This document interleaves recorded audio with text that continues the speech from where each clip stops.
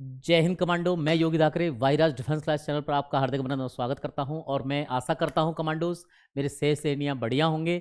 पिछला 5 चैप्टर्स का मैंने निचोड़ दिया। आशा करता हूं बहुत अच्छा लगा होगा, पसंद आया होगा और आपने अब तक उसे तैयार भी कर लिया होगा मेरे शेरों। और रहे फर्स्ट फिजिक्स के अन्य चैप्टरों को मैं लेकर आया हूं इस वीडियो में, उनका ज़्यादा से ज़्यादा अच्छी तरीके से आनंद लेना। तो आपको पता है किसी भी शुरुआत के लिए मेरी मोटिवेशन की विशेष ज़रूरत पड़ती है।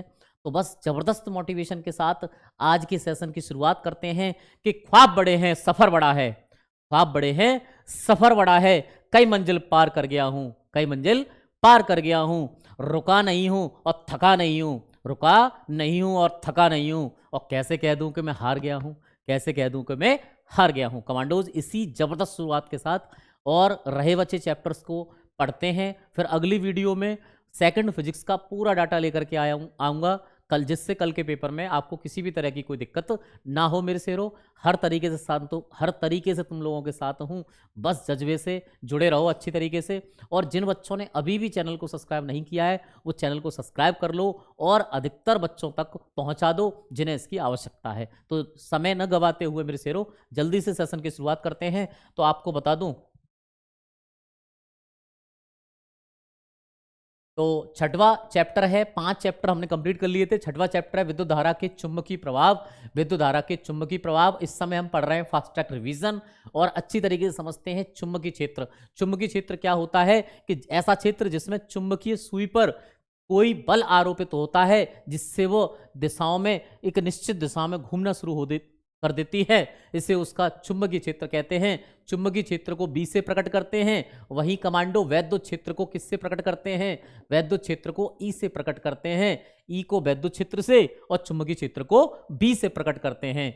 अब अगला, जब किसी चालक में वैद्युत धारा प्रवाहित की जाती है तो उसके चारों ओर क्या उत्पन्न हो जाता है? चुंबकीय क्षेत्र उत्पन्न हो जाता है। और वैद्युत धारा के कारण जब चुंबकीय क्षेत्र उत्पन्न होता है तो इसे वैद्युत धारा का चुंबकीय प्रभाव कहते हैं मेरे शेरों। इसे वैद्युत धारा का चुंबकीय प्रभाव कहते हैं। ऐसा ही पद्धति में चुंबकीय क्षेत्र या चुंबकीय फ्लक्स का मात्रक होता है टेस्ला। इंपोर्टेंट है, काफी छाप लेना। और या फिर वेबर प्रति मीटर स्क्वायर या फिर न्यूटन प्रति एम्पियर मीटर होता है।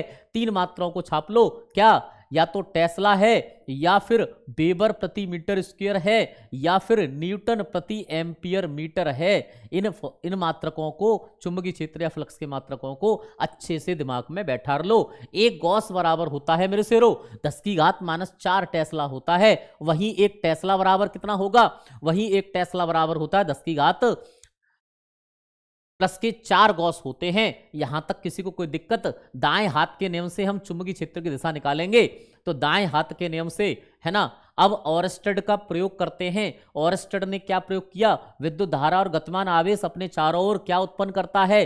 चुंबकीय क्षेत्र उत्पन्न करता है। ओरस्टेड ने यह बताया कि विद्युत धारा और गतिमान आवेश या फिर गतिमान आवेश अपने चारों ओर हमेशा क्या उत्पन्न करते हैं? चुंबकीय क्षेत्र उत्पन्न करते हैं मेरे शेरों। बायो सेवर्ट का नियम और इसका डेरिवेशन काफी ज्यादा इंपॉर्टेंट है, छाप लेना पेपर में, अच्छे से तैयार कर लेना बच्चा। बायो सेवर्ट ने धारावाही चालक पर उत्पन्न चुंबकीय क्षेत्र का मान ज्ञात करने के लिए एक डेरिवेशन दिया जिसे बायो सेवर्ट का क्या कहते हैं मेरे शेरों? बायो सेवर्ट का नियम कहते हैं। और क्या है बायो सेवर्ट का नियम? उसने बताया कि चुंबकीय क्षेत्र डीवी जो होता है वो धारा के क्या होता है? समानुपाती होता है। और अल्प लंबाई के भी समानुपाती होता है। और कोण की ज्या के भी क्या होता है? समानुपाती होता है। वहीं वहीं चुंबकीय क्षेत्र और पी बिंदु के बीच की दूरी के वर्ग के क्या होता है? व्युत्क्रमानुपाती होता है। कुल मिला के बायो सेवर्ट के नियम का डेरिवेशन चल रहा है इस समय। कुल मिला के पूरा फॉर्मूला जो निकल के आता है वो निकल के आता है IDL साइन थीटा बट्टे आर स्क्वायर निकल के आता है। क्या बराबर? बी बराबर IDL साइन थीटा बट्टे आर स्क्वायर निकल के आता है। काफी मोस्ट इंपोर्टेंट डेरिवेशन है, अच्छे से तैयार कर लेना, अच्छे से तैयार कर लेना। एक चीज पूछी जाती है आपसे, विशेष ध्यान रखना, चुंबकीयशीलता और वैद्युतशीलता में क्या संबंध है? चुंबकीयशीलता और वैद्युतशीलता में क्या संबंध है? अच्छे से समझेंगे इसको, अच्छे से समझेंगे इसको, बढ़िया तरीके से समझेंगे। थोड़ा मैं इसको और मतलब जूम कर लेता हूं, अच्छे से समझेंगे जिससे किसी बच्चे को कोई दिक्कत ना आए, किसी बच्चे को दिक्कत ना आए। ठीक है, अब समझते हैं इसको अच्छी तरह से, थोड़ा सा और। चलो चलो, ठीक है ठीक है। अब सही रहेगा, ठीक है। चलो, तो यहां तक किसी बच्चे को कोई दिक्कत? अच्छे से इसको समझेंगे, बढ़िया तरीके से समझेंगे। अगला है, अगला क्या कह रहा था वो? अगला कह रहा है वो आपसे कि चुंबकीयशीलता और वैद्युतशीलता में संबंध क्या है। तो म्यू नॉट एप्सिलॉन जीरो बराबर होता है मेरे शेरो 1/c²। यहां से क्वेश्चन अच्छा खासा बनता है, ठीक है। तो इसे बायो-सैवर्ट के कुछ नियम के अनुप्रयोग हैं। वही सी का अगर मैं मान निकालूं तो 1/√μ0 एप्सिलॉन नॉट निकलेगा। इसको अच्छे से तैयार कर लेना। प्रकाश की चाल के बराबर होता है। वेयर सी क्या है? प्रकाश की चाल। अब सीधे या लंबे धारावाही चालक के कारण उत्पन्न चुंबकीय क्षेत्र का फॉर्मूला क्या होता है? V बराबर μ0/4π I/r sin φ1 प्लस sin φ2 होता है। इसे अच्छे से तैयार कर लेना मेरे शेरो। वहीं एक फॉर्मूला और पूछा जाता है, इसका डेरिवेशन भी पूछा जाता है कई कई बार। किसी धारावाही वृत्ताकार कुंडली के केंद्र यानी एक्स का मान जहां पर 0 है, चुंबकीय क्षेत्र बताना है, तो बी बराबर होता है μ0/2। ये फॉर्मूला काफी बार पूछा गया है, इसका डेरिवेशन भी पूछा गया है। μ0/2 Ni/r काफी बार, काफी इंपोर्टेंट है मेरे शेरों, अच्छे से तैयार कर लेना। अब अगला नियम है एम्पियर का परपतीय नियम, बहुत ज्यादा मोस्ट है, छाप लेना कॉपी में। इस नियम के अनुसार किसी बंद परपथ की सीमा के समांतर चुंबकीय क्षेत्र बी का जो रेखीय समाकलन होता है वो μ0I का गुना होता है। μ0I का गुना होता है। कहने का तात्पर्य यह है कि अनंत लंबाई के सीधे धारावाही तार के कारण चुंबकीय क्षेत्र का फॉर्मूला क्या होता है?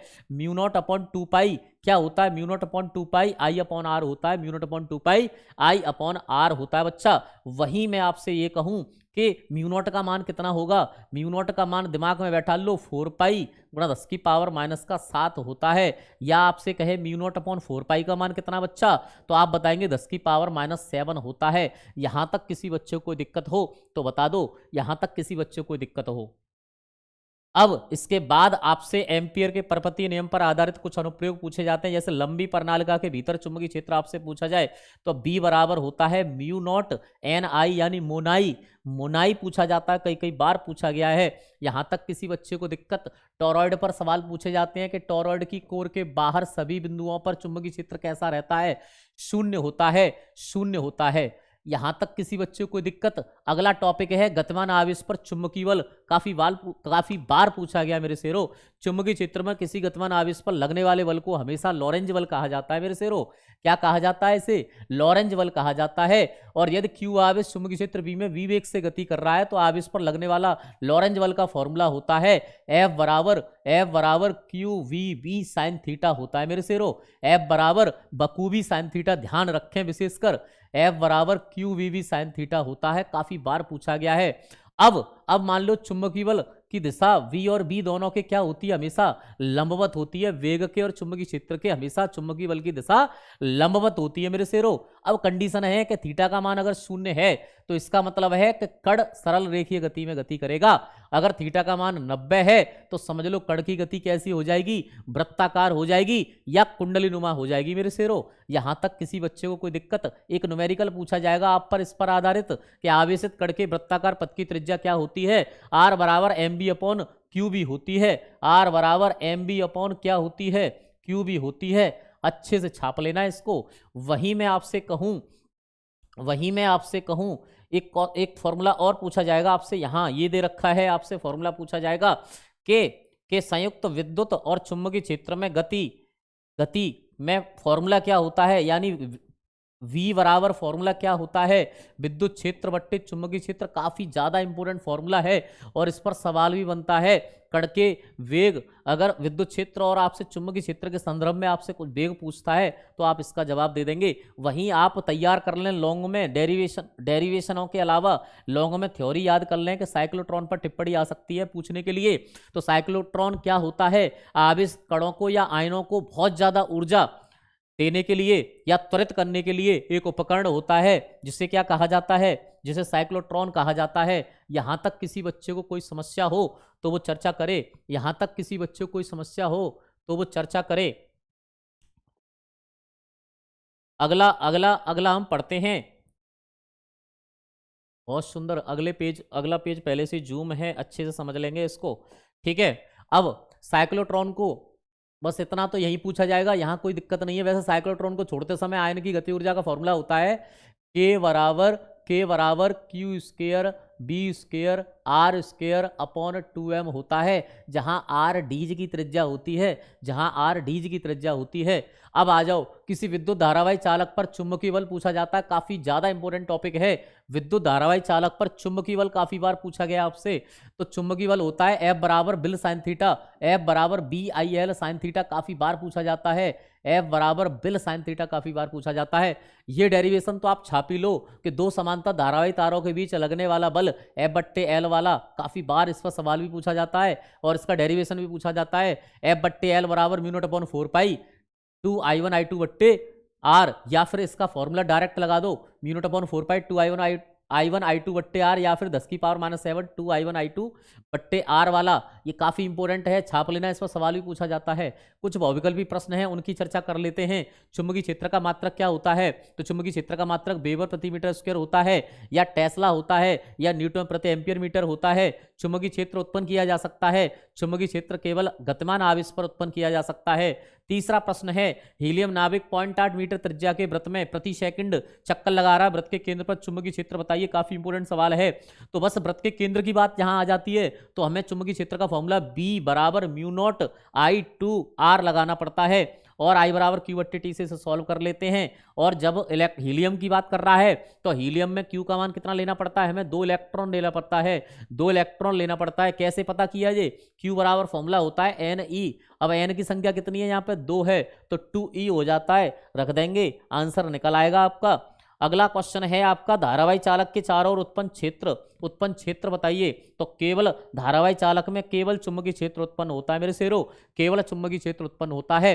कमेंट करते रहो, सेशन को ज्यादा से ज्यादा बच्चों तक शेयर कर दो, हर किसी बच्चे पर शेयर कर दो, गिजाइयों तक भी पहुंचा दो, जिससे वो देखती रह जाएं। और देखो, पांचवा क्वेश्चन मोस्ट इंपोर्टेंट है बच्चा, म्यू नॉट एप्सिलॉन नॉट की पावर -1/2 का मान बताइए। तो म्यू नॉट एप्सिलॉन नॉट -1/2 का मान प्रकाश के वेग के बराबर होता है, ये हमेशा ध्यान रखना, छाप लो, काफी इंपोर्टेंट क्वेश्चन है कि म्यू नॉट एप्सिलॉन नॉट की पावर, म्यू नॉट और एप्सिलॉन नॉट की पावर -1/2 का मान बताइए। तो ये आपको बता दूं प्रकाश की चाल के बराबर है, थोड़ी देर पहले ही अभी मैंने फॉर्मूला बताया था कि C² बराबर 1/म्यू नॉट और क्या था? एप्सिलॉन नॉट था, है ना, इसी से निकाला है।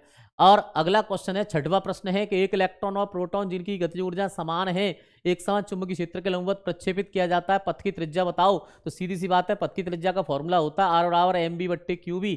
तो R इसमें प्रोपोर्शनल होता है द्रव्यमान के, तो सीधी सी बात है। तो पथ की त्रिज्या क्या होगी? तो पथ की त्रिज्या सीधी सी बात है, प्रोटॉन के लिए क्या होगी? ज्यादा होगी, जिसका द्रव्यमान ज्यादा होगा उसके लिए ज्यादा होगी। सातवां प्रश्न है, यदि आवेशित कण को आप वेग दुगुना कर दिया जाए तो चुंबकीय क्षेत्र का मान आधा कर दिया जाए, तो पथ की त्रिज्या बताइए। इस टाइप के प्रश्न बहुत आ रहे हैं, अच्छे से देख लो एक बार। तो सीधी सी बात है, पथ की त्रिज्या का फॉर्मूला होता है R बराबर mb/qb।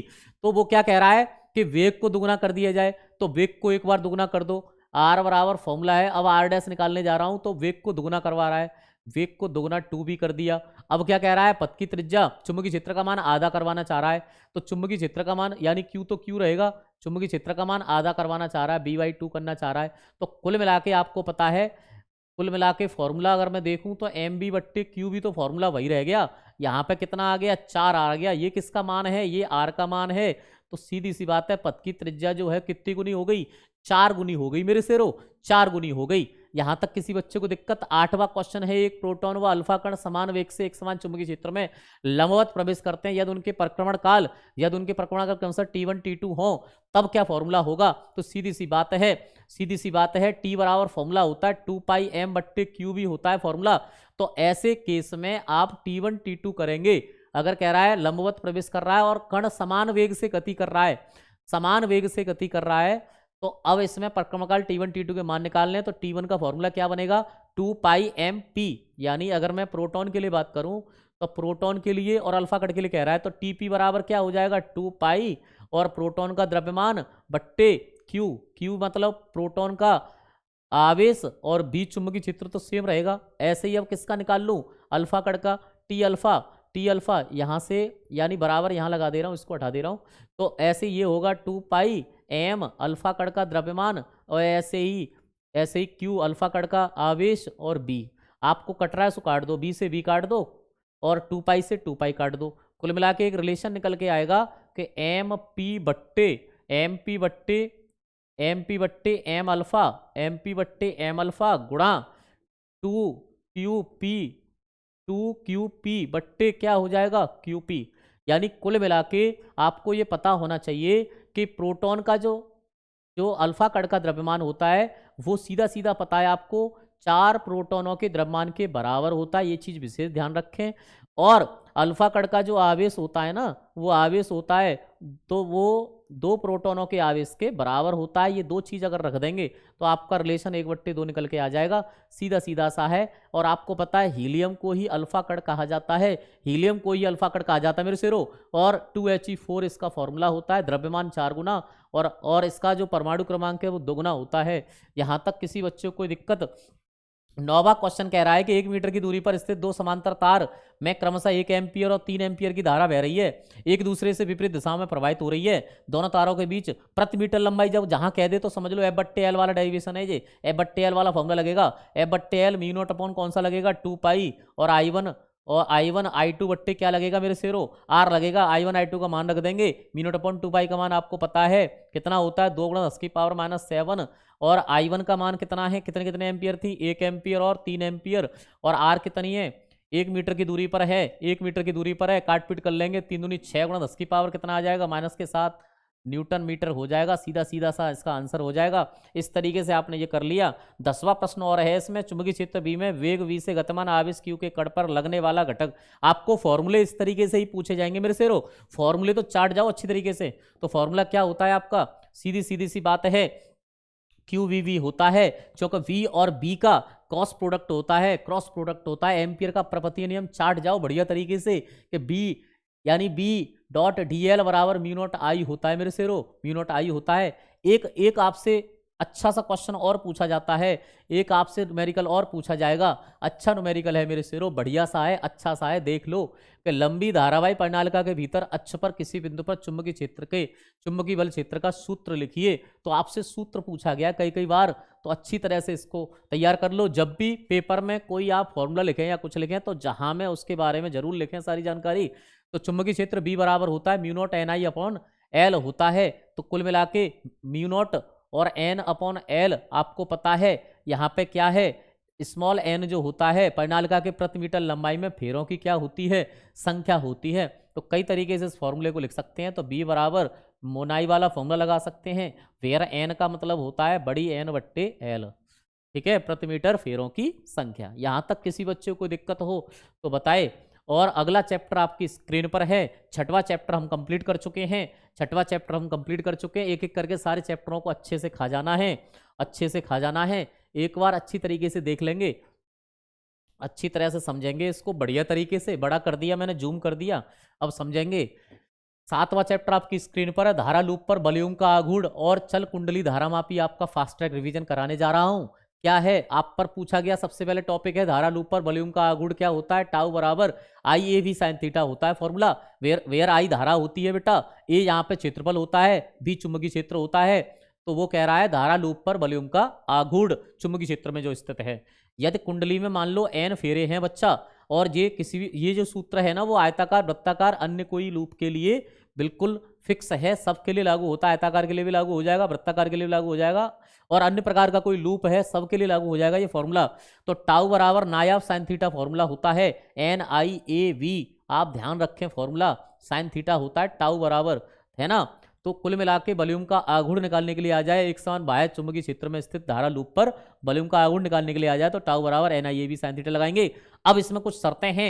यदि मान लो थीटा बराबर 90 है, अर्थात कुंडली की त्रिज्या चुंबकीय क्षेत्र में है और कुंडली का तल प्रत्येक स्थिति में समांतर है। समांतर की स्थिति में जब उल्टा सोचेंगे, थीटा 90 रखेंगे, 90 रखेंगे, साइन 90 का मान 1, तो टाउ बराबर NIAV हो जाएगा, टाउ बराबर NIAV हो जाएगा। चल कुंडली धारा मापी आपसे पूछा जाएगा, 2 तरह की कोर्स में है, निलंबित और कीलकित। तो आपको अच्छी तरीके से लॉन्ग क्वेश्चन इनका तैयार कर लेना है, पेपर के लिए बहुत ज्यादा इंपॉर्टेंट है, अच्छे से तैयार कर लेना, ठीक है।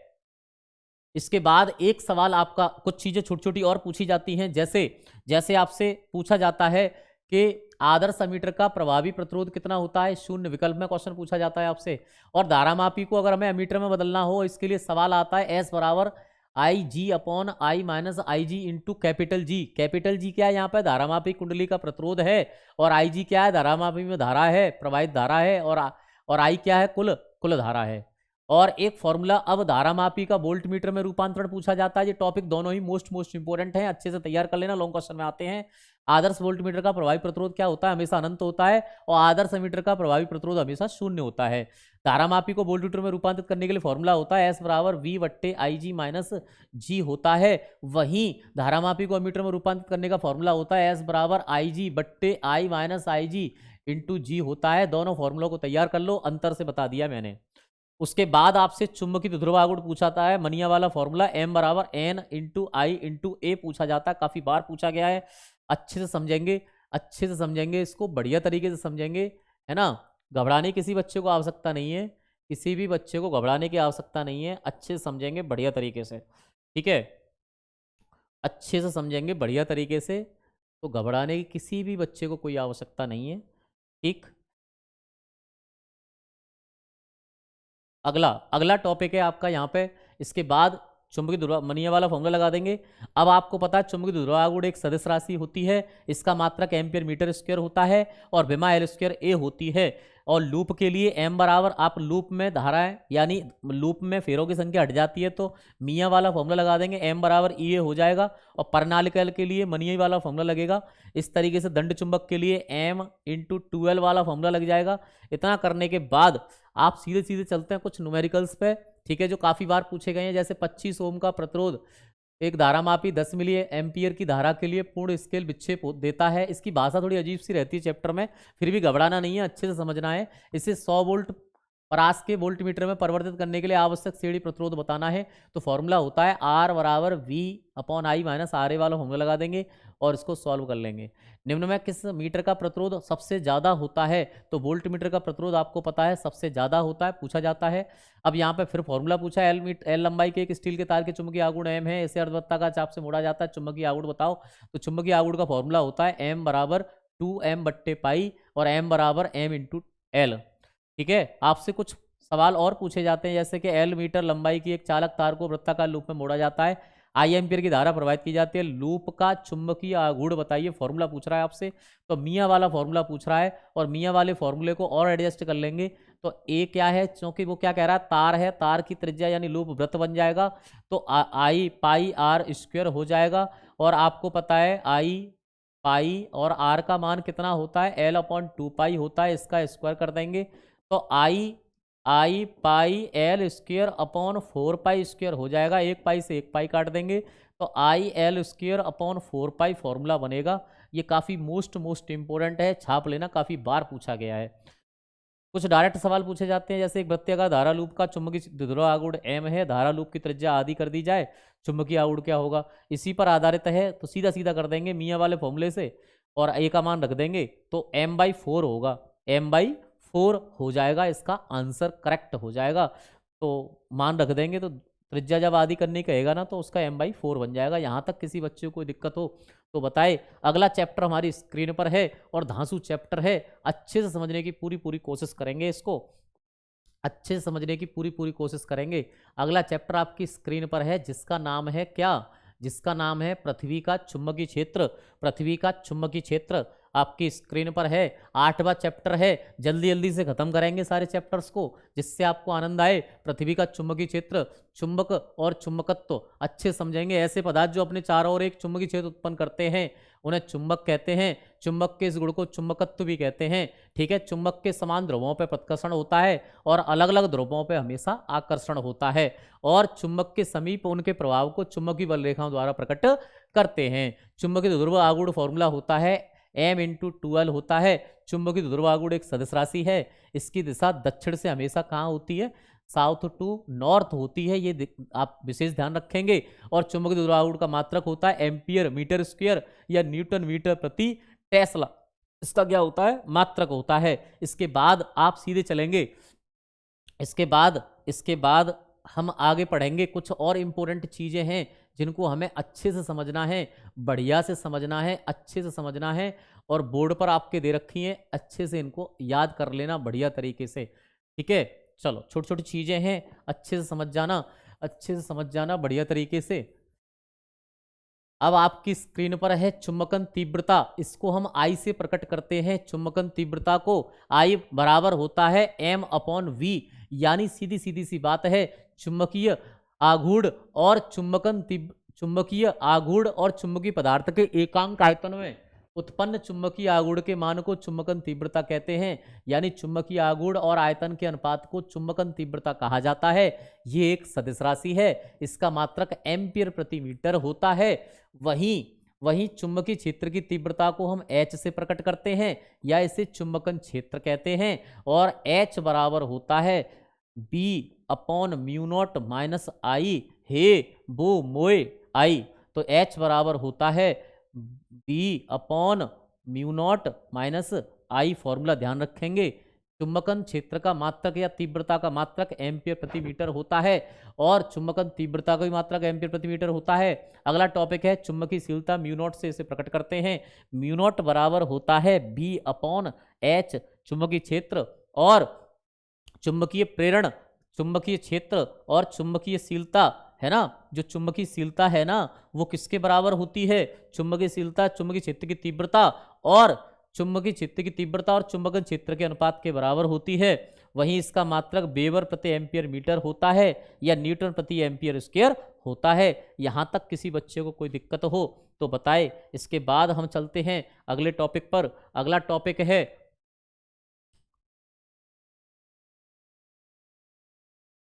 अगला टॉपिक आपकी स्क्रीन पर है चुंबकीयशीलता। चुंबकीयशीलता, ठीक है, चुंबकीयशीलता। यहाँ तक किसी बच्चे को कोई दिक्कत हो तो बताए। इसके बाद आ गया अगला टॉपिक आपका चुंबकीयशीलता। एक एक टॉपिक को अच्छे से समझना है जिससे याद हो जाए। अगला है आपेक्षिक चुंबकीय पारगम्यता। पारगम्यता या चुंबकीयशीलता इसे म्यू आर से लिखते हैं, म्यू आर से लिखते हैं मेरे शेरों। और आपेक्षिक चुंबकीयशीलता होती है म्यू आर बराबर म्यू बट्टे म्यू नॉट होती है। म्यू बट्टे म्यू नॉट, म्यू यहाँ पर चुंबकीय पदार्थ की चुंबकीयशीलता है, और जीरो जहाँ लग जाता है शून्य यानी हवा हो जाती है, तो वहाँ वायु की चुंबकीयशीलता के अनुपात को क्या कहते हैं? चुंबकीय पारगम्यता या चुंबकीयशीलता कहते हैं। अब चुंबकीय प्रवृत्ति की बात कर रहा है। जाई एम बराबर आई अपॉन एच होता है। जाई एम बराबर आई अपॉन एच, यानी चुंबकन तीव्रता बट्टे चुंबकीय क्षेत्र की तीव्रता के अनुपात को क्या कहते हैं? चुंबकीय प्रवृत्ति कहते हैं। ठीक है, अब पारगम्यता और चुंबकीय प्रवृत्ति में क्या संबंध होता है, इस पर सवाल आता है, काफी इंपॉर्टेंट है। म्यू आर बराबर 1 प्लस जाई एम होता है, 1 प्लस जाई एम होता है। अब टॉपिक है अगला पृथ्वी का चुंबकीय क्षेत्र, जो चैप्टर का नाम था। पृथ्वी चुंबकीय क्षेत्र का प्राकृतिक स्रोत होता है। इसका मतलब पृथ्वी एक चुंबक की तरह व्यवहार करती है, जिसके दक्षिणी ध्रुव पृथ्वी के उत्तरी ध्रुव की ओर और उसका उत्तरी ध्रुव पृथ्वी के दक्षिणी ध्रुव की ओर होता है। विशेष ध्यान रखना है इसमें। फिर हमें आगे पढ़ना है चुंबकीय यामोत्तर। चुंबकीय यामोत्तर पढ़ना है। चुंबकीय यामोत्तर क्या होता है? किसी स्थान पर चुंबकीय यामोत्तर क्या होता है? किसी स्थान पर चुंबकीय यामोत्तर के काल्पनिक ऊर्ध्वाधर तल होता है, जो स्वतंत्र पर लटके हुए चुंबक या चुंबकीय सुई को स्थिर अवस्था में चुंबकीय अक्ष से गुजरता है। दिक्पात कोण किसे कहते हैं? किसी स्थान पर चुंबकीय यामोत्तर तथा भौगोलिक यामोत्तर के बीच में जो न्यून कोण बनेगा, चुंबकीय यामोत्तर और भौगोलिक यामोत्तर के बीच में जो न्यून कोण बनेगा, चुंबकीय यामोत्तर और भौगोलिक यामोत्तर के बीच में जो न्यून कोण बनता है मेरे शेरों, उसे कहते हैं दिक्पात कोण कहते हैं, उसे दिक्पात कोण कहा जाता है। अब इस पर आधारित कुछ सवाल हैं जिन्हें आपको अच्छे से समझना है, अच्छे से समझना है। ठीक है, अच्छे से सवालों को समझ जाना है ना, ज़्यादा सवाल नहीं है, कुछ सिलेक्टेड सवाल हैं। और इसी में से आपको बता दूं, थीटा बराबर 60 वाला एक न्यूमेरिकल काफ़ी ज़्यादा मोस्ट इंपॉर्टेंट है, उसे भी छाप लेना। जैसे चुंबकीय यामोत्तर और भौगोलिक यामोत्तर के बीच बने कोण को क्या कहते हैं मेरे शेरों? अभी तो पढ़ाया था, दिक्पात कोण कहते हैं। एक स्थान पर नति कोण 30 डिग्री है, पृथ्वी के चुंबकीय क्षेत्र का क्षैतिज घटक H है, संपूर्ण चुंबकीय क्षेत्र की तीव्रता क्या होगी? तो आपको थीटा का मान 30 डिग्री दिया है, ये नति कोण है। और क्षैतिज घटक H बराबर क्या होता है आपको पता है? BH क्या होता है? कॉस थीटा होता है। कुल मिला के चुंबकीय क्षेत्र का घटक H बराबर BH कॉस थीटा हो गया। बस अब इसमें रख दो, यानी आपको क्या निकालना है? आपको BH निकालना है, क्षैतिज घटक निकालना है, तो H बट्टे क्या हो जाएगा? कॉस थीटा हो जाएगा। अब H का मान H ही कह रहा है वो आपसे, तो कॉस थीटा कह रहा है कॉस कितना 30, कॉस 30 का मान कितना होता है √3/2, यानी 2h/√3 आंसर आ जाएगा, 2h/√3 आंसर आ जाएगा। हेनरी प्रति मीटर किसका मात्रक है मेरे शेरों, चुंबकीशीलता का मात्रक है। छाप लो, मोस्ट इंपोर्टेंट है पेपर के लिए। एक क्वेश्चन है यहाँ पे कि एक धारा लूप चुंबकीय ध्रुवों की भांति कैसे व्यवहार करता है। तो जब धारावाही लूप को समान चुंबकीय क्षेत्र में रखा जाता है तो उस पर वॉल्यूम का गुण क्या करने लगता है, काम करने लगता है, और इसी व्यवहार के कारण चुंबकीय ध्रुव होता है, इसी व्यवहार के कारण चुंबकीय ध्रुव होता है। इस तरीके से छोटी छोटी और परिभाषाएं आपके सामने, उनको भी आप फोकस कर लेंगे। फिर एक न्यूमेरिकल इसमें करा दूंगा जो आपको कॉमन होगा, काफ़ी इंपॉर्टेंट होगा, और अच्छे से इसको समझ जाना। छोटी छोटी परिभाषाएं और हैं। चुंबकीय यामोत्तर किसे कहते हैं, गुरुत्व केंद्र से अगर कोई चीज़ चुंबक लटका दिया समतापूर्वक तो ऊर्ध्वाधर तल को ही क्या कहते हैं, चुंबकीय यामोत्तर कहते हैं। चुंबकीय ध्रुवों पर पृथ्वी के चुंबकीय क्षेत्र का क्षैतिज घटक का मान कितना होता है, क्षैतिज घटक का मान 0 होता है। दिक्पात कोण किसे कहते हैं, चुंबकीय यामोत्तर और भौगोलिक यामोत्तर के बीच बने न्यून कोण को दिक्पात कोण कहते हैं मेरे शेरों। लगातार कमेंट करते रहो और देखते रहो वीडियो को अच्छी तरीके से। किन दो स्थानों पर चुंबकीय पृथ्वी के चुंबकीय क्षेत्र का क्षैतिज घटक 0 हो जाता है, तो उत्तरी और दक्षिणी ध्रुव पर क्षैतिज घटक क्या रह जाता है, हमेशा 0 हो जाता है। तो नति कोण कितना, थीटा बराबर 90 डिग्री है, तो सीधी सी बात है पी का मान क्या हो जाता है 0। नति या नमन कोण किसे कहते हैं, चुंबकीय यामोत्तर में समतापूर्व लटकी हुई चुंबकीय सुई की अक्ष पर क्षैतिज दिशा से बनाया गया कोण उस स्थान पर क्या कहलाता है, नमन कोण कहलाता है। मोस्ट इंपोर्टेंट क्वेश्चन पूछा जा रहा है। पृथ्वी के उत्तरी दक्षिणी ध्रुव पर नमन कोण कितना होगा, उत्तरी और दक्षिणी ध्रुव पर नमन कोण कितना होगा, तो सीधी सी बात है कोण कितना बन रहा है, 90 डिग्री बन रहा है, तो 90 डिग्री होगा। नति कोण का अधिकतम मान कितना होता है, 90 डिग्री होता है। किन किन स्थानों पर होता है, तो उत्तरी और दक्षिणी ध्रुवों पर होता है। किसी स्थान पर नति कोण पृथ्वी के चुंबकीय क्षेत्र के क्षैतिज घटक में संबंध बताइए, तो बस फॉर्मूला आपको बताइए, v बराबर h tan थीटा होता है। संबंध निकलता है tan थीटा बराबर b/h से, b/h से क्या निकल जाता है, संबंध निकल आता है। काफ़ी बार पूछा गया ये क्वेश्चन, काफ़ी बार पूछा गया ये क्वेश्चन, ठीक है। तो एक बार अच्छे से देख लेंगे। आपसे क्वेश्चन पूछा जा रहा, किसी स्थान पर पृथ्वी के चुंबकीय क्षेत्र के क्षैतिज और ऊर्ध्वाधर घटक एक दूसरे के बराबर हैं, तो क्षैतिज और ऊर्ध्वाधर घटक आपस में बराबर हैं, उस स्थान पर नमन कोण बताइए। तो tan थीटा बराबर होता है v/h। अब जब ये आपस में बराबर हैं तो सीधी सी बात है tan थीटा बराबर कितना हो जाएगा, 1 हो जाएगा। थीटा बराबर कितना आ जाएगा, 45 आ जाएगा। इस टाइप के प्रश्न पूछे जाते हैं, छाप लेना पेपर में अच्छी तरीके से। अब अंतिम प्रश्न बता रहा हूँ, इस चैप्टर का मोस्ट इंपोर्टेंट है, इससे बाहर नहीं जाएगा। कौन बदल सकता है, बस एक स्थान पर पृथ्वी के चुंबकीय क्षेत्र का क्षैतिज घटक उसके ऊर्ध्वाधर घटक का 1/√3 गुना है, इस स्थान पर नमन कोण बताइए।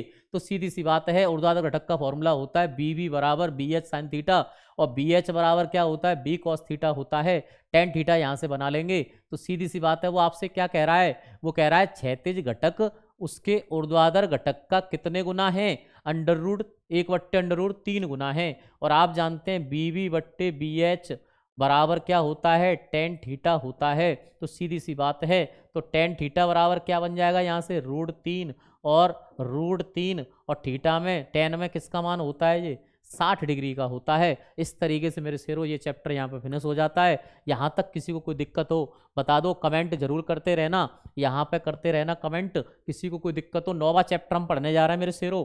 बिना समय को गवाए हम जल्दी जल्दी से पढ़ते हैं इन चैप्टरों को, जिससे हमें एक एक चीज़ क्लियर हो जाए। अच्छे से समझेंगे इस चैप्टर को। चैप्टर का अगले का नाम है विद्युत चुंबकीय प्रेरण, नाम है मेरे शेरों। चैप्टर का नाम क्या है, विद्युत चुंबकीय प्रेरण इस चैप्टर का नाम है। अच्छे से समझ जाएंगे इस चैप्टर को, ठीक है। 9वां चैप्टर फास्ट ट्रैक रिवीजन के अंतर्गत इसे कराया जा रहा है, जिससे आपको ये क्लासें बेटा उन बच्चों के लिए विशेषकर अच्छी साबित होंगी जो बच्चों ने बहुत अच्छी तरीके से पढ़ा है, बस एक रिवीजन करना चाह रहे हैं, उनके लिए बहुत धांसू क्लास है। और जिन्होंने कुछ भी नहीं पढ़ा उनके लिए तो फिर धांसू है ही। चुंबकीय फ्लक्स किसे कहते हैं, चुंबकीय क्षेत्र में लंबवत गुजरने वाली चुंबकीय बल रेखाओं की संख्या को चुंबकीय फ्लक्स कहते हैं। इसे फाई से प्रकट करते हैं। फाई बराबर होता है BA cos थीटा होता है, फाई ए बराबर होता है BA cos थीटा। कुल मिला के चुंबकीय फ्लक्स का मात्रक वेबर होता है। इसकी विमा ml² T-2 A इनवर्स होती है। ये कैसी राशि है, एक अदिश राशि है। विद्युत चुंबकीय प्रेरण किसे कहते हैं, परिवर्ती चुंबकीय क्षेत्र द्वारा विद्युत वाहक बल विद्युत धारा उत्पन्न होने की घटना को विद्युत चुंबकीय प्रेरण कहा जाता है। इसके 2 नियम होते हैं, फैराडे ने दिए थे। पहला नियम ही आपका कुल मिला के किसी कुंडली में प्रेरित विद्युत वाहक बल का मान चुंबकीय फ्लक्स में ऋणात्मक दर के परिवर्तन में ऋणात्मक दर के समानुपाती होता है, मतलब E बराबर minus D phi over D T होता है। अगर फेरों की संख्या हो तो एन लगा देंगे। ठीक है, ऋणात्मक चिन्ह क्या होता है? प्रेरित विद्युत वाहक बल और फ्लक्स में परिवर्तन का क्या करता है? विरोध करता है। इसे लेंज का नियम भी, दूसरा जो इसका फेराडे का नियम है उसे लेंज का नियम भी कहूंगा मैं, लेकिन यहाँ पर माइनस जो आया है वो विद्युत वाहक बल और फ्लक्स में परिवर्तन का क्या है? विरोध है। विद्युत वाहक बल का मात्रक वोल्ट होता है मेरे शेरों। अगर मान लो कुंडली में फेरों की संख्या एन दे रखी है तो उसमें प्रेरित विद्युत वाहक बल क्या होगा मेरे शेरों? ई बराबर minus N D phi over D T हो जाएगा। दूसरा नियम क्या होता है? जो चीज जिससे उत्पन्न होती है उसी का विरोध करती है।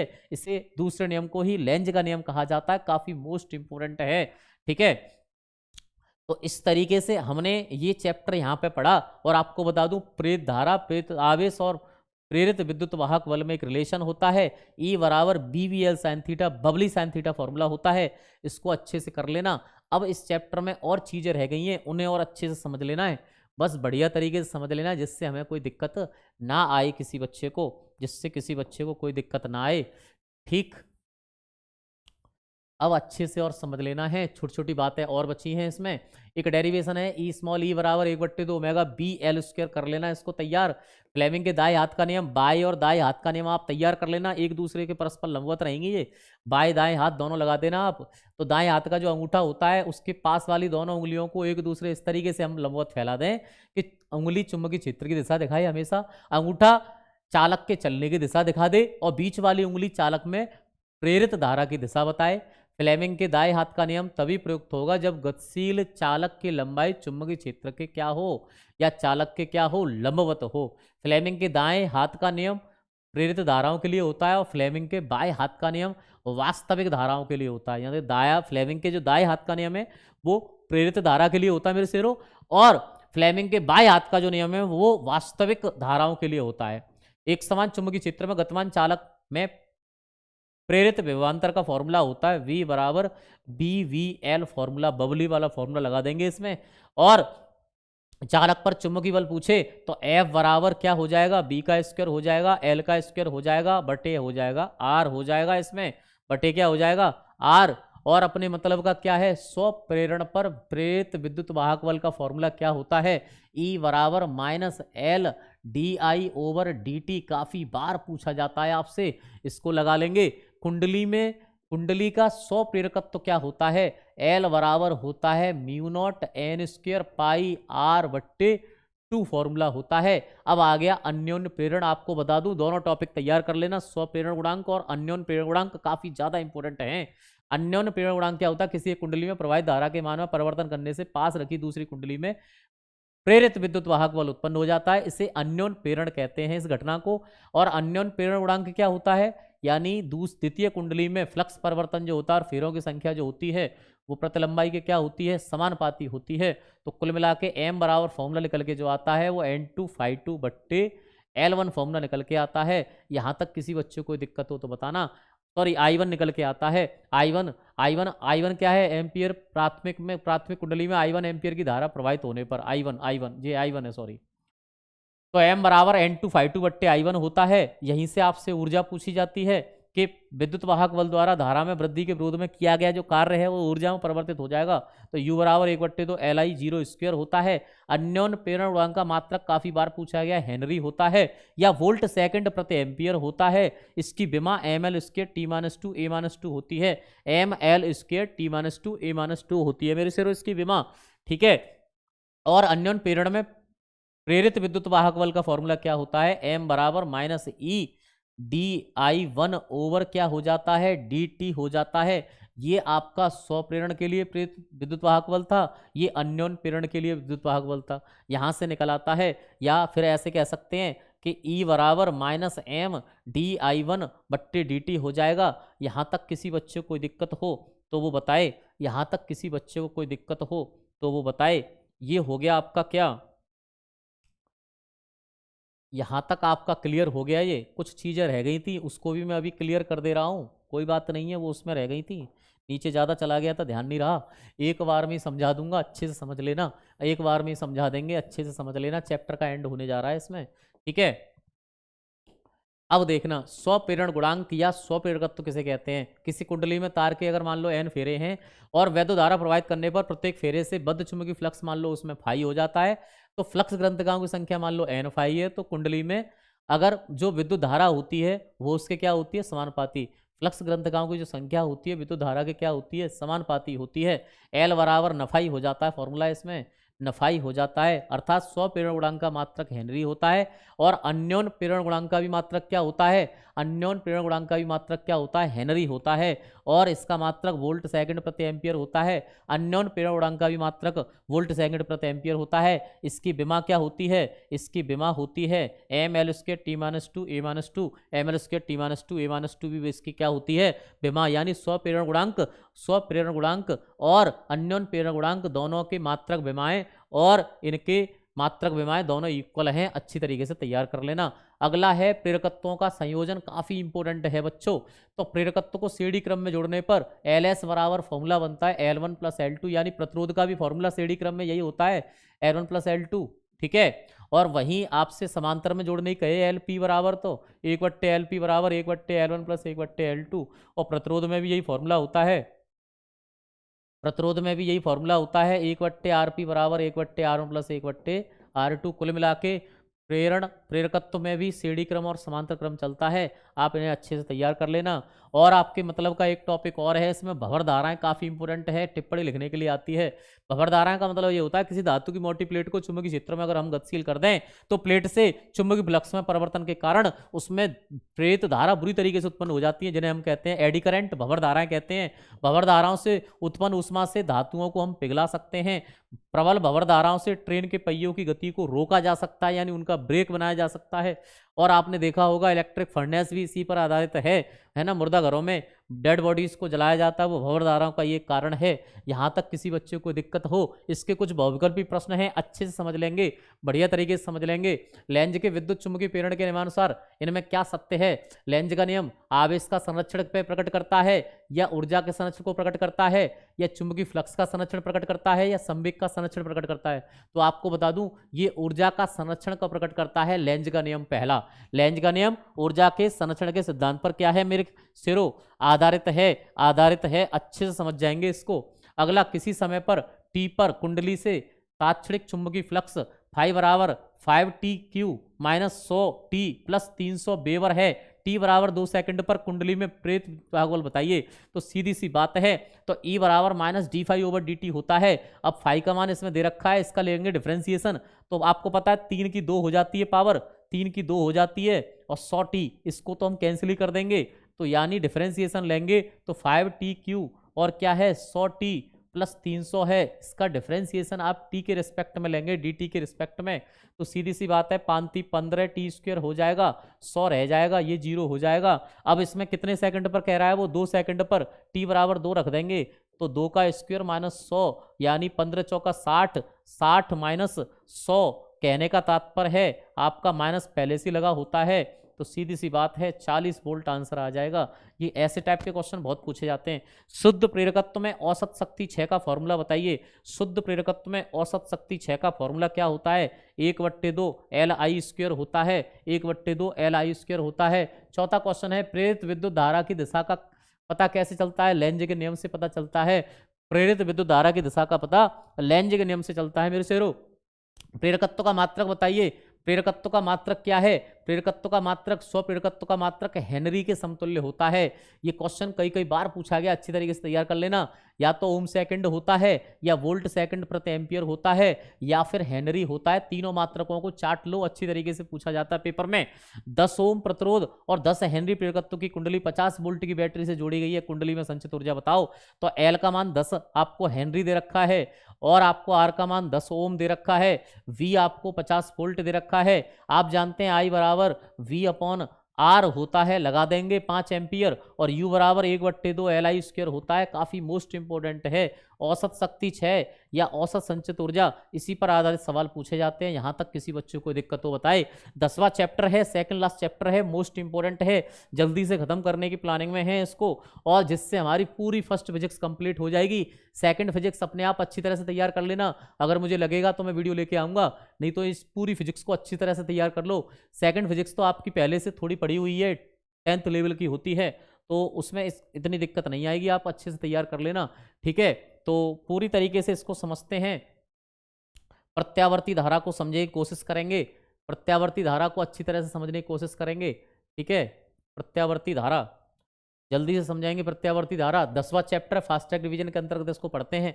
विद्युत धारा, आवेश के प्रवाह की दर को विद्युत धारा कहते हैं। I बराबर Q/T होता है, यानी DQ कर देंगे बट्टे डेल्टा T हो जाएगा। इसके बाद वैद्युत धारा दो प्रकार की होती है, दृश्य धारा जिसे डायरेक्ट करंट कहते हैं, प्रत्यावर्ती धारा इसे AC अल्टरनेटिव करंट कहते हैं।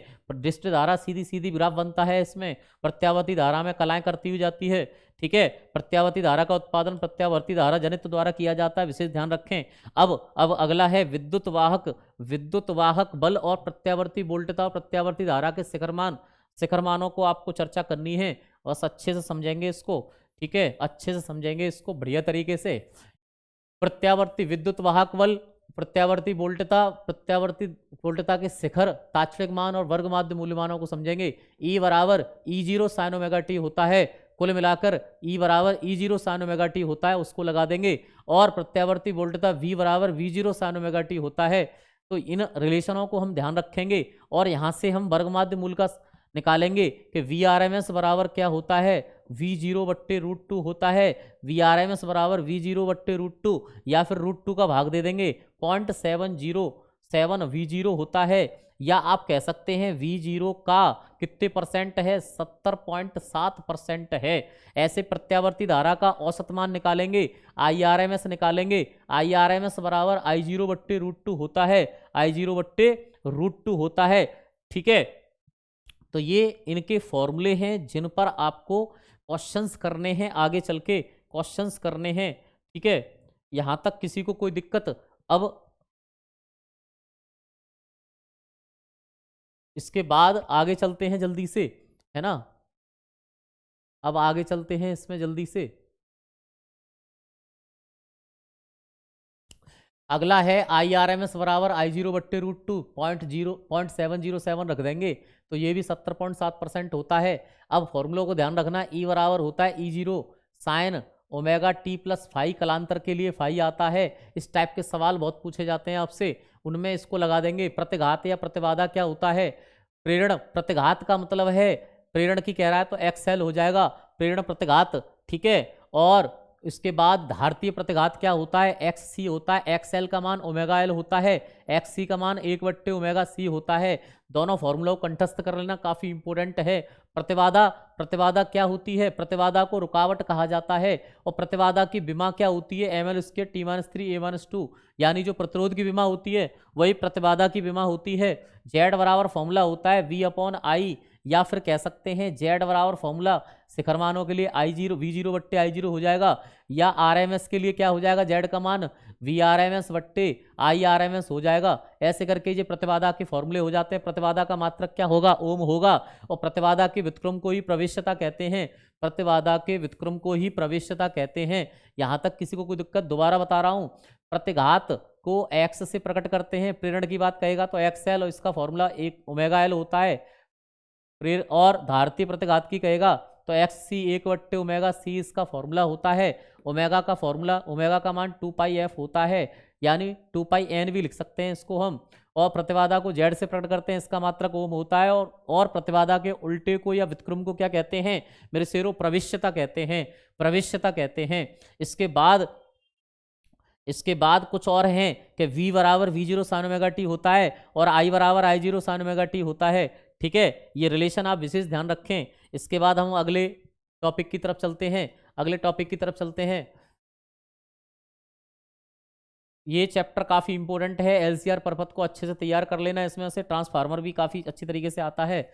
इसके बाद कुछ आपसे ग्राफ पूछे जाते हैं, ग्राफ आप बना सकते हैं। आरसी परपथ का फॉर्मूला क्या होगा, इसमें परिणामी विभवांतर निकालने के लिए फॉर्मूला होता है v बराबर v0 अंडर रूट में v square R plus V C square, यानी आर और सी की कह रहा है तो विभवांतर आर और सी होंगे, दोनों को जोड़ देंगे, ठीक है। और प्रतिबाधा निकालेंगे तो जेड बराबर फॉर्मूला क्या बनेगा, जेड बराबर अंडर रूट में आर स्क्वेयर और धारतीय प्रतिघात क्या हो जाएगा, एक्स सी का स्क्वायर हो जाएगा।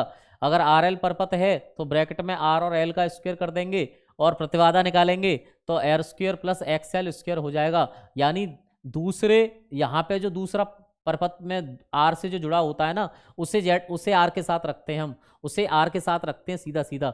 आप कह रहा है वो आर एल आपसे कह रहा है, तो आर एल का मतलब है जब जेड का मान निकालेंगे तो आर स्क्वायर का आर का स्क्वायर करेंगे और एक्स के संग क्या रख देंगे, एल का स्क्वायर करेंगे, अगर प्रतिबाधा की बात करता है। अगर आर सी परपथ है आपका तो आर सी परपथ में जेड लेंगे और आर का मान रखेंगे आर स्क्वायर और इसे एक्स के टर्म में रखेंगे, एक्स स्क्वायर हो जाएगा। ऐसे करके एलसी परपथ हो जाएगा। एलसी परपथ में जेड का मान एक्सएल डिफरेंस एक्ससी के बराबर होता है, ऐसे वी का मान वीएल डिफरेंस वीसी के बराबर होता है। कुल मिला के यहाँ से अनुनादी आवृत्ति का फॉर्मूला निकलता है 1/2 पाई अंडर रूट 1/LC। इस तरीका से एलसीआर परपथ काफी मोस्ट इंपोर्टेंट है, इसे अच्छे से तैयार कर लेना। इसका tan फाई का फॉर्मूला निकलता है एक्सएल डिफरेंस एक्ससी बट्टे आर। और आपसे प्रत्यावर्ती धारा परपथ में शक्ति की बात आपसे कहे वो, तो P औसत शक्ति बराबर VRMS होता है, VRMS IRMS होता है इंटू कॉस फाई होता है। कॉस फाई को शक्ति गुणांक कहते हैं, कॉस फाई को क्या कहते हैं, शक्ति गुणांक कहते हैं। काफी ज्यादा पूछा जाता है, अच्छे से देख लेना। अब ये वाला पोर्शन रह गया, इसको ने अच्छी तरह से देख लो, बढ़िया तरीके से अच्छी तरह से देख लो। ट्रांसफार्मर वाला है आपका, ट्रांसफार्मर वाला है, प्रत्यावर्ती धारा जनित्र और डायनमो, ये हाई स्कूल लेवल का है, उसी चित्र को बनाना है आपको और अच्छे से तैयार कर लेना। ट्रांसफार्मर काफी पूछा जाता है, मोस्ट है, छाप लेना, पेपर की दृष्टि से इंपॉर्टेंट है। न्यूमेरिकल डेरिवेशन दोनों आते हैं इसके, यानी थ्योरी और न्यूमेरिकल दोनों आते हैं। ऐसी वैद्युत युक्ति जिसके द्वारा प्रत्यावर्ती वोल्टता के मान को घटाया या बढ़ाया जा सकता है ट्रांसफार्मर कहलाती है। ये किस सिद्धांत पर आधारित है, अन्योन्य प्रेरण के सिद्धांत पर आधारित है मेरे शेरों।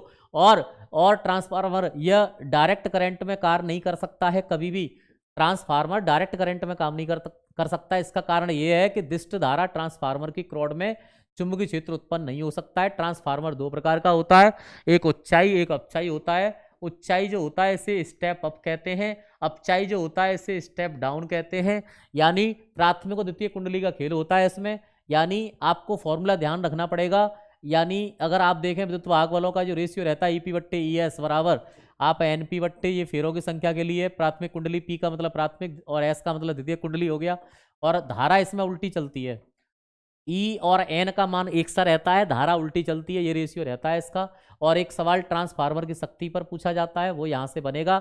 आदर्श ट्रांसफार्मर पर न्यूमेरिकल पूछा जाता है, इसे अच्छे से तैयार कर लेना, बढ़िया तरीके से इसको तैयार करना, ट्रांसफार्मर को अच्छे से कर लेना। कुछ न्यूमेरिकल बता रहा हूँ मैं, कुछ टाइप के न्यूमेरिकल आपके विकल्पों में पूछे जाते हैं, उनको अच्छे से देख लेना।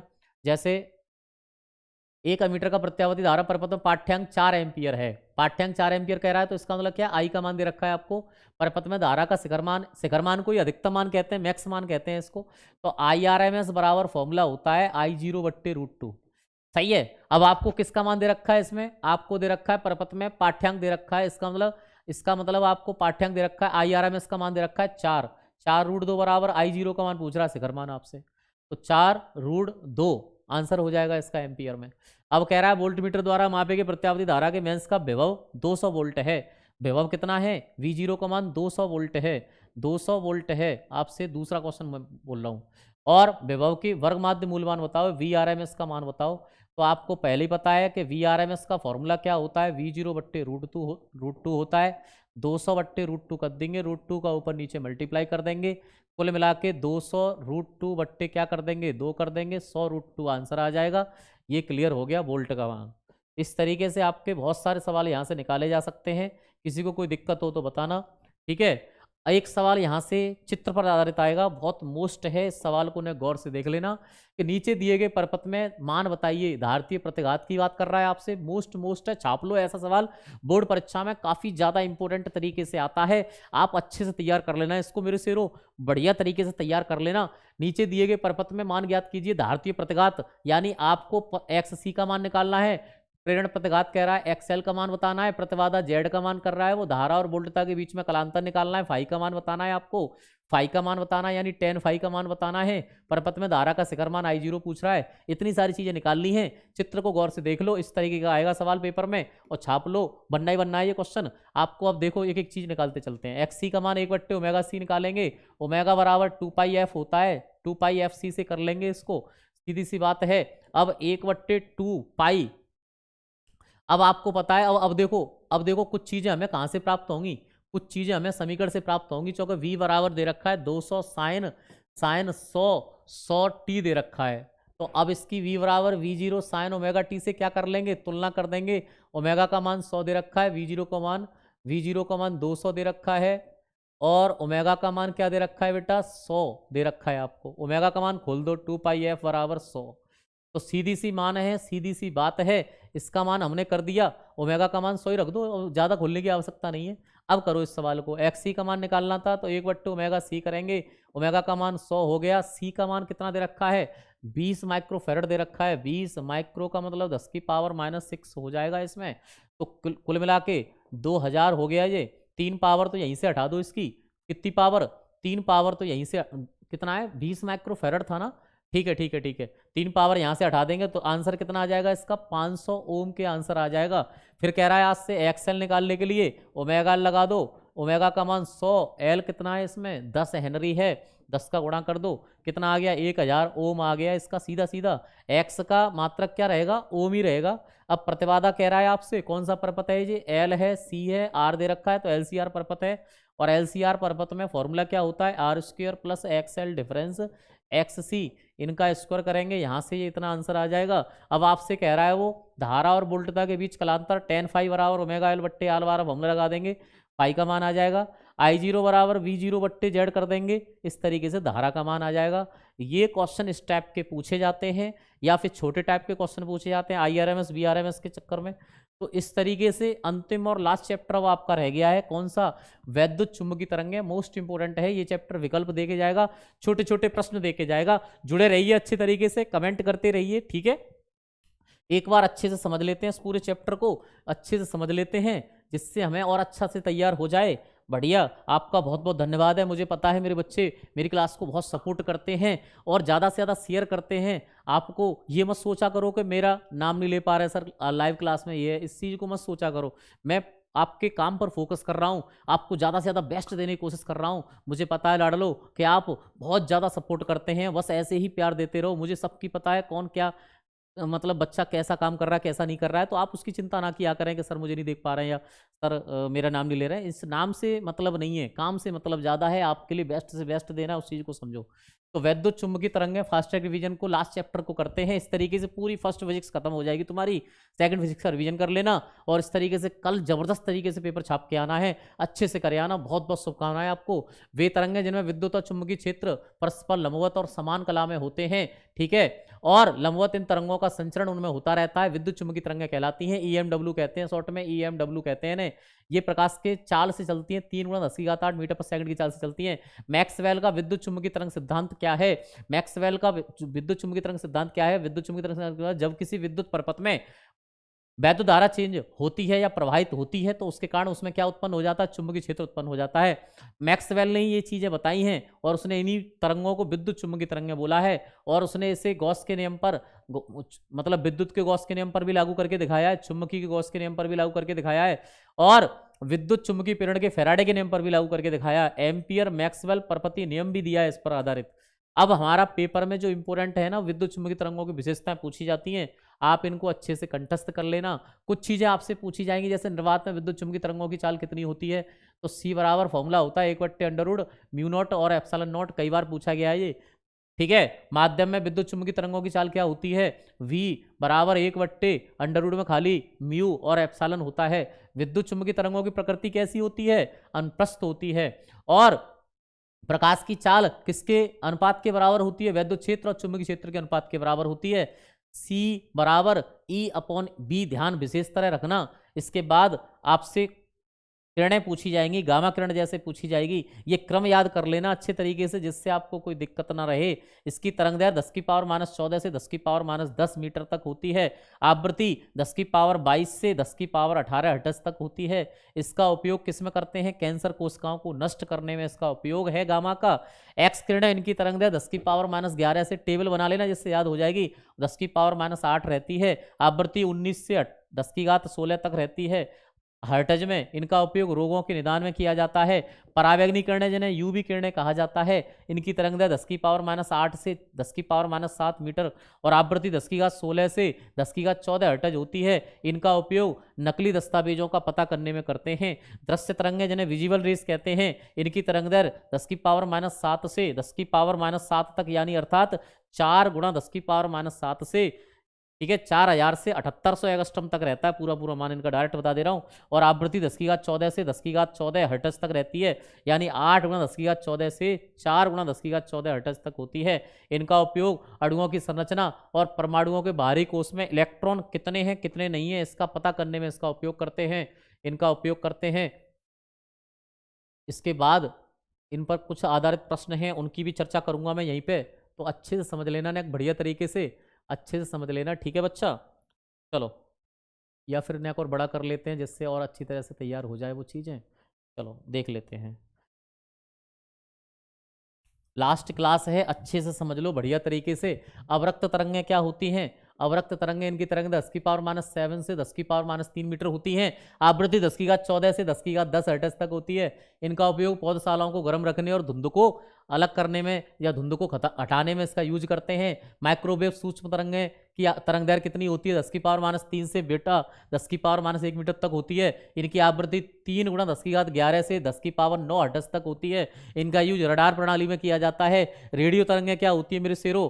10⁻1 से 10⁻4 मीटर इनकी तरंग दैर्घ्य होती है। वहीं इनकी आवृत्ति 3 × 10⁹ से 3 × 10⁴ हर्ट्ज तक होती है और इनका उपयोग रेडियो और टीवी में किया जाता है मेरे शेरों।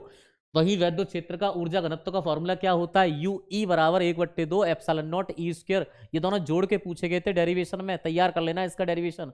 और चुंबकीय क्षेत्र का औसत ऊर्जा घनत्व होता है यू एम बराबर 1/2 B0/μ0 स्क्वायर। दोनों को अच्छे से तैयार कर लेना। देखो ये आगे है फॉर्मूला, ये गया u बराबर 1/2 E0 ई स्क्वायर और B0 B स्क्वायर/2 μ0 फॉर्मूला, दोनों को जोड़ दिया गया है। संयुक्त रूप इनका काफी बार पूछा गया है। इसके बाद आपके कुछ क्वेश्चंस हैं, उनको अच्छे से लगा लो, उनको अच्छे से लगा लो, उनको अच्छे से लगाना है बस आपको। चलो जल्दी जल्दी से एक रिवीजन कर लेना, कुछ रिपीटेड क्वेश्चंस आएंगे आपके इसमें। जैसे पहला है विद्युत चुम्बकीय तरंगें उत्पन्न होती हैं, यानी विद्युत चुम्बकीय तरंग में केवल त्वरित आवेश में उत्पन्न होती हैं या त्वरित आवेश द्वारा उत्पन्न होती हैं। क्वेश्चन नंबर 2 है किसी वैद्युत चुम्बकीय तरंग की वैद्युत और चुम्बकीय क्षेत्र होते हैं एक दूसरे के कैसे होते हैं? लंबवत होते हैं और एक दूसरे के समान कला में होते हैं। वैद्युत चुम्बकीय तरंग के वैद्युत और चुम्बकीय क्षेत्र एक दूसरे के लंबवत होते हैं और समान कला में होते हैं। वैद्युत चुम्बकीय तरंगों की प्रकृति कैसी होती है? अनुप्रस्थ प्रकृति होती है। काफी ज्यादा पूछा गया, इंपोर्टेंट है, छाप लेना। यदि ई और बी वैद्युत चुम्बकीय तरंग के क्रमशः वैद्युत सदिश और चुम्बकीय सदिश हैं, तो वैद्युत चुम्बकीय तरंग के संचरण की दिशा किसके अनुदिश होगी हमेशा? तो सीधी सी बात है, इनका क्रॉस प्रोडक्ट होता है, ई क्रॉस बी चलता है। विशेष ध्यान रखना इनका। μ0 और एप्सिलॉन नॉट क्वेश्चन छाप लो, मोस्ट इंपोर्टेंट है आपके लिए।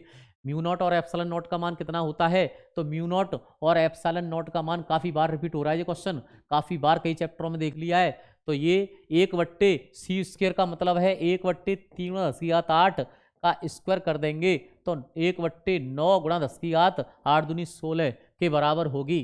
छठवां क्वेश्चन है किसी वैद्युत चुम्बकीय तरंग में विद्युत क्षेत्र का आयाम 5 वोल्ट प्रति मीटर है। चुम्बकीय क्षेत्र का आयाम बताइए। आयाम का मतलब V0 पूछ रहा है आपसे, E0/c फॉर्मूला होता है, उसमें रख देंगे, आंसर निकल आएगा। सबसे बड़ी तरंग दैर्घ्य की वैद्युत चुम्बकीय तरंग कौन सी है? रेडियो तरंग की तरंग दैर्घ्य सबसे ज्यादा होती है। सबसे कम किसकी हो जाएगी? फिर गामा की हो जाएगी सबसे कम। और निम्न में कौन सी तरंगें विद्युत चुम्बकीय तरंगें हैं, ये पहचानने के लिए आएंगी, विशेष ध्यान रखना। तो ऊष्मा तरंग है, ये विद्युत चुम्बकीय तरंग है, ध्वनि जल और रस्सी में उत्पन्न तरंगें नहीं है। कौन सी विद्युत चुम्बकीय तरंग नहीं है? इस टाइप के क्वेश्चन बहुत पूछे जाएंगे, नहीं है। इसको ना अच्छे से तैयार कर लेना मेरे शेरों। तो बता करना है, अल्फा नहीं है, अल्फा नहीं है, अवरक्त है, गामा है, एक्स है, ये तीनों विद्युत चुम्बकीय तरंगें हैं, जबकि अल्फा नहीं है। विद्युत चुम्बकीय तरंग का स्रोत क्या होता है? विद्युत और चुम्बकीय क्षेत्र दोनों से ही विद्युत चुम्बकीय तरंगें निकलती हैं।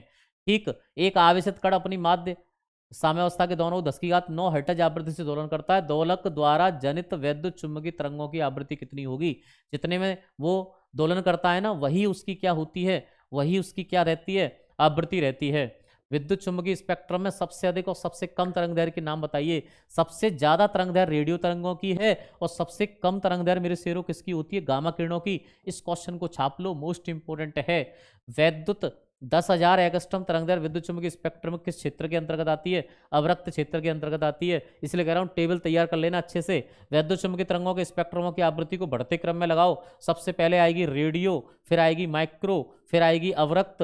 अवरक्त को ए लिख दे रहा हूं मैं, ठीक है। वैसे इंफ्रारेड कहते हैं, आई कहते हैं इसको, है ना। फिर आएगा आपका क्या, अवरक्त के बाद क्या आता है? विजिबल। विजिबल के बाद क्या आता है? यूवी। यूवी के बाद क्या है? एक्स के बाद क्या आती है? गामा। ये आप सीक्वेंस ध्यान रखें, रेडियो, माइक्रोवेव्स, है ना। इसके बाद क्या था?